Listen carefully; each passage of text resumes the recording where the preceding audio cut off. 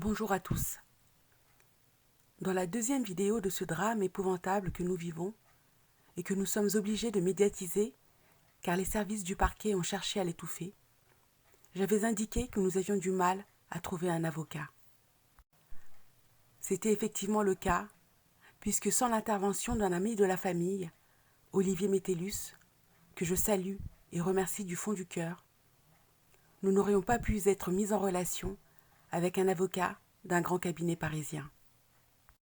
Il s'agit de maître Dominique Penin, avocat associé au cabinet international Kramer-Levin. Quoique spécialisé en droit pénal des affaires, maître Penin n'a pas hésité, après avoir pris connaissance du dossier que nous lui avons transmis, à nous assister dans cette procédure. Je publie cette vidéo avec son autorisation, car comme il me l'a dit, il n'aime pas être dans la lumière. Ce soutien d'un professionnel sérieux et digne de confiance nous redonne espoir que justice sera rendue à notre bien-aimée Astrid.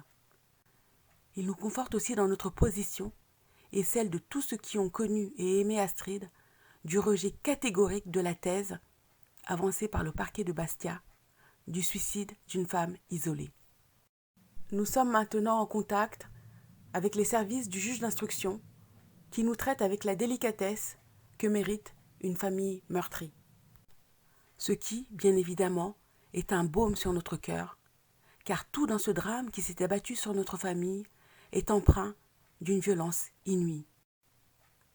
Violence de la découverte de la mort d'Astrid par la lecture d'un article de faits divers. Violence de la confirmation de sa mort par un simple appel téléphonique des services de la gendarmerie. Violence de nos échanges avec le gendarme en charge de l'enquête quand nous avons commencé à contester le résultat de celle-ci. Et enfin, violence des obsèques, car nous avons récupéré un cercueil scellé. Et nous n'avons pas pu caresser et embrasser, pour la dernière fois, le joli visage de notre bien-aimée Astrid. Mais tout ceci n'est rien certainement, comparé à la violence, et la vraie enquête le montrera, avec laquelle la vie a été ôtée à notre petite Astrid. Nous, on connaissait Astrid, sa force et sa détermination, et elle détestait l'injustice. Et ce qu'elle a subi est particulièrement révoltant.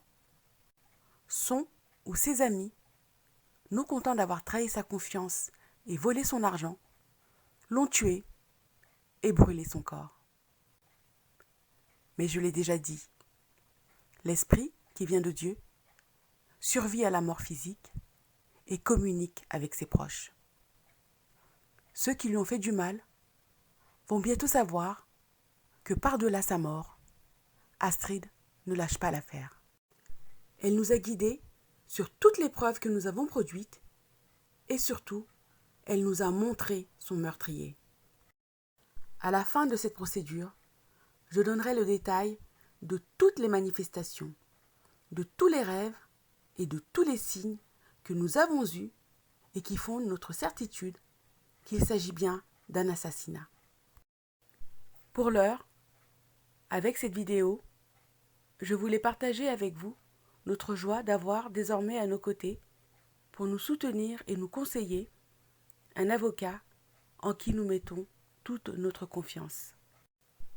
Une enquête digne de ce nom a commencé.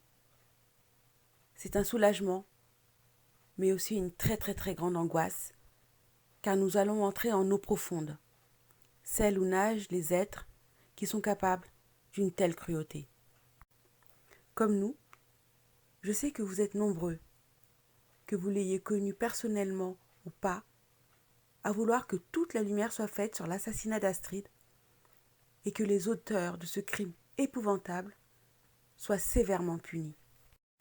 Aussi, je vous remercie de continuer à partager sur les réseaux sociaux la terrible histoire de notre bien-aimée Astrid pour briser l'omerta et lever la chape de plomb qu'ils ont voulu mettre sur la vraie cause de sa mort.